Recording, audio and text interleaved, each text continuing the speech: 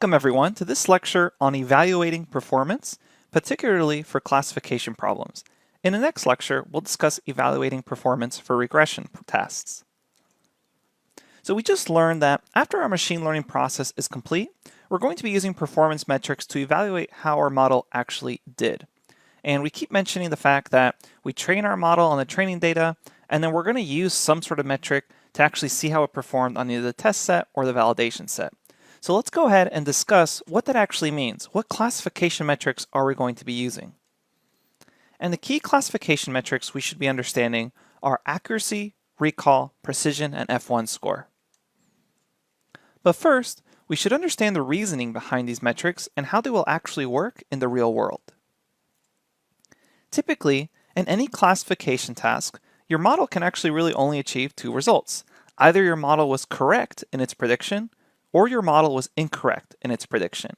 And all classification metrics stem from this idea.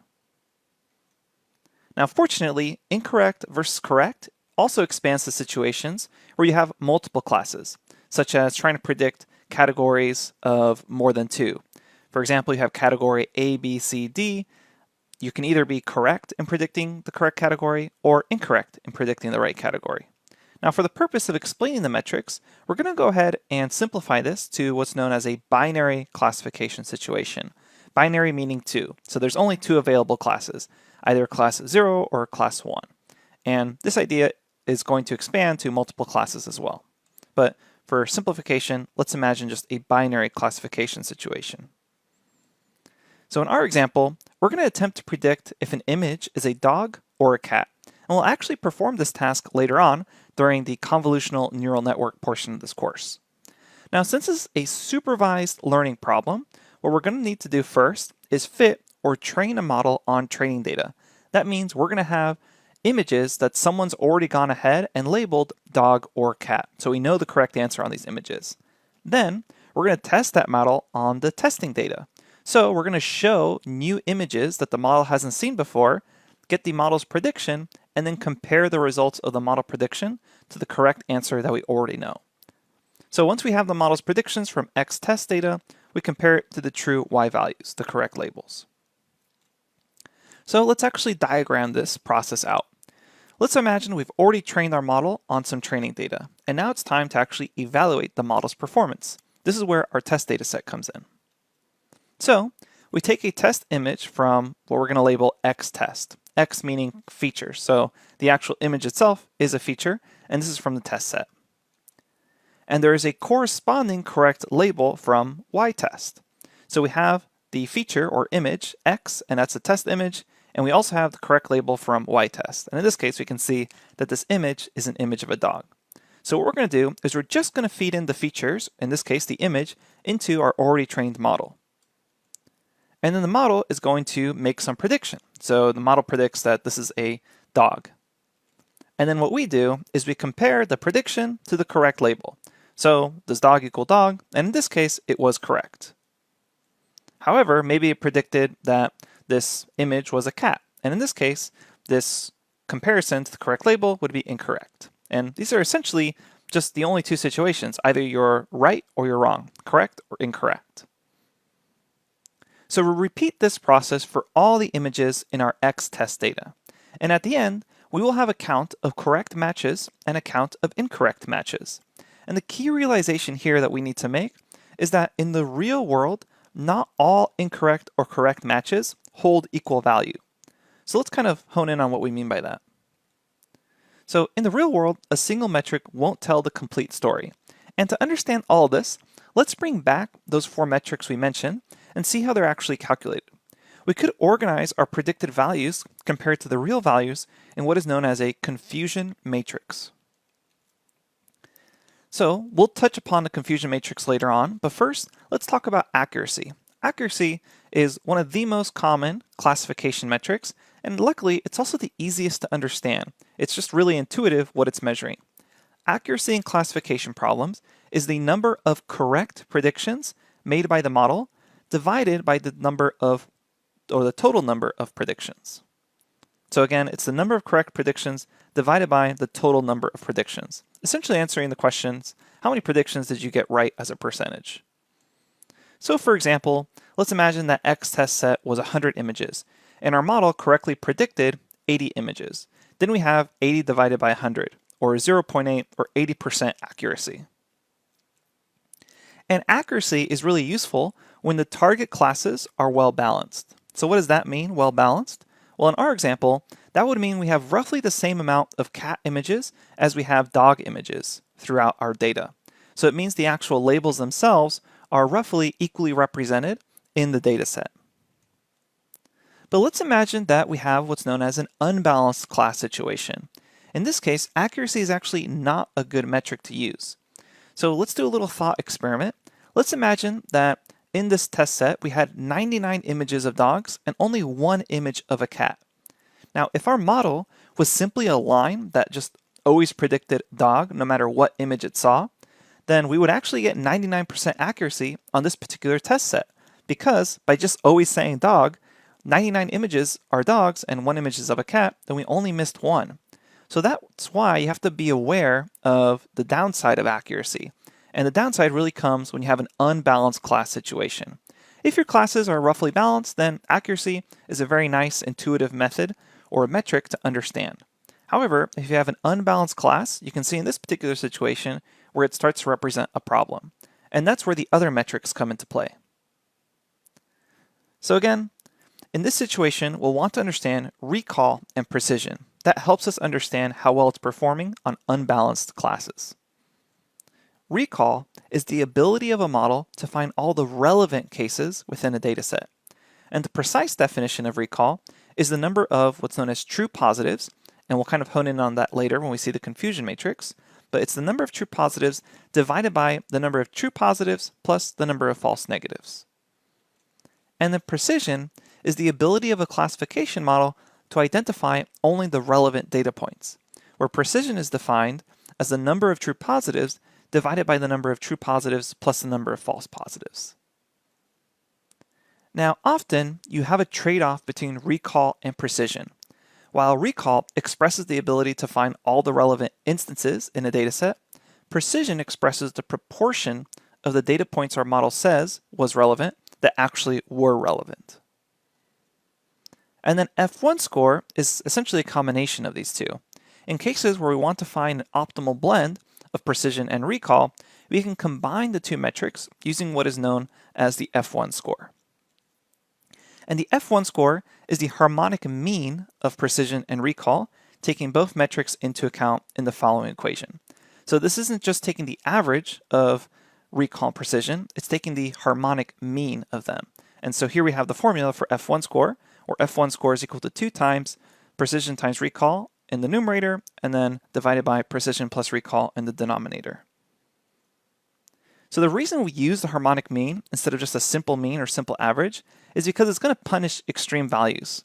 For example, if you created a classifier that had a precision of 1, meaning essentially perfect precision, and a recall of 0, essentially the worst recall possible, if you were just to take the simple average of this, then it would be 0.5.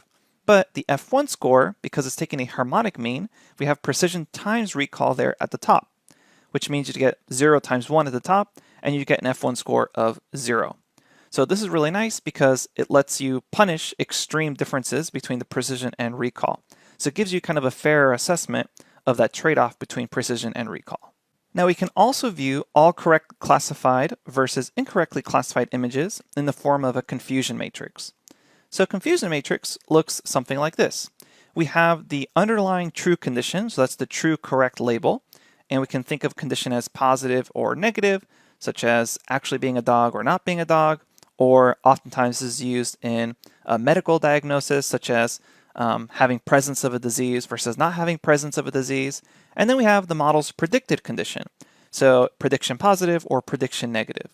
And I think when it comes to confusion matrices, it's often easiest to first get an intuition if you think of this as a diagnostic test for having some sort of disease present in a person after maybe you take a blood sample and run it through your model. So for example, a true positive would be someone actually having that disease and your model correctly predicting that they have it. A true negative would be someone not having the disease and your model predicting correctly that they do not have the disease. So you have true positives and true negatives, and those are both correct predictions. And then we have essentially these two types of incorrect predictions, a false positive and a false negative. A false positive would be if the person doesn't have the disease and you predict that they do have it. That's a false positive because you are falsely saying that they are positive for this disease or this condition. A false negative is essentially the opposite of that, where this person does have the disease present, and then you report back using your model and your test that it's actually negative. They don't actually have this disease. And these are also sometimes called in statistics a type 1 error and a type 2 error. And then off of these essentially true positive, true negatives, and false positives results, there's a lot of other metrics you can calculate. So we can see some of them here, such as on the bottom left corner, we can see the actual calculation for accuracy. It's the sum of true positives plus true negatives, essentially the sum of what you got correct over the total population. And then there's a bunch of other ones like positive likelihood ratio, false positive rate, true positive rate, prevalence, false discovery rate, etc. Now the main point to remember here is that the confusion matrix and the various calculated metrics is essentially they're all fundamentally ways of comparing the predicted value versus the true values. And what constitutes good metrics actually really depends on the specific situation. A really common question I get from students is, hey, is this a good enough accuracy? Well, that really depends on your situation and the context of the situation. Now, if you're still confused on the confusion matrix, it's no problem. Check out the Wikipedia page for it. It has a really good diagram with all the formulas for all the metrics. And throughout the training, in this course, we're usually just going to print out metrics, such as printing out basic accuracy. Now, before we finish off this lecture, I want to go back to that initial question I mentioned that students ask me all the time, which is this idea of what is a good enough accuracy? And as always, this really depends on the context of the situation you're running your model in. There's no single number I can give to say something like 90% accuracy is good enough for every situation. We already saw the issue with unbalanced classes, but there's also not really a good remark I can give for what is a good enough precision or recall. And we have to think of the context of the situation. So let's think back on maybe that model that is diagnostic for predicting the presence of a disease. So if we created a model to predict the presence of a disease, first thing I want to think about is, are we going to have balanced classes or unbalanced classes? So is the disease presence well balanced in the general population? And in pretty much most cases, it's probably not. There's probably not a disease that's going to happen where about half the population is affected and half the population is not affected. So we can already tell we're going to have an unbalanced class situation, which means we're going to have a precision recall trade-off. So we should also keep in mind that often these models are used as quick diagnostic tests to have before having a more invasive test. For example, for prostate cancer models, it's really common to just do a simple urine test before getting a biopsy because it's much easier to just get your urine tested than going through a full biopsy on the prostate. So we also need to consider then what is at stake. If it's prostate cancer, the stakes are actually quite high.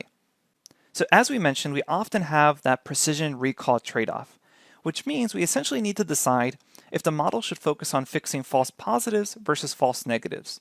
So at the cost of decreasing false negatives, most likely we increase false positives and vice versa. And in disease diagnosis, it's probably better to try to minimize the number of false negatives at the cost of increasing the number of false positives. So we go in the direction of these false positives. And why do we actually want to do that?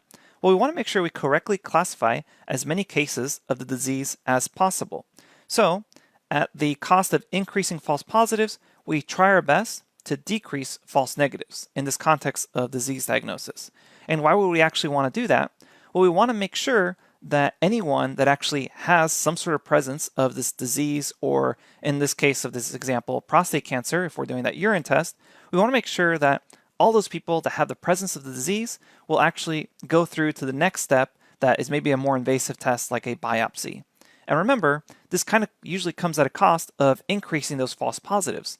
So our models aren't going to be perfect, and eventually what's going to happen is someone who doesn't have the disease, when we do our simple urine test or whatever our machine learning model is, it's going to predict back that, hey, I'm sorry, but you have the positive presence of this disease.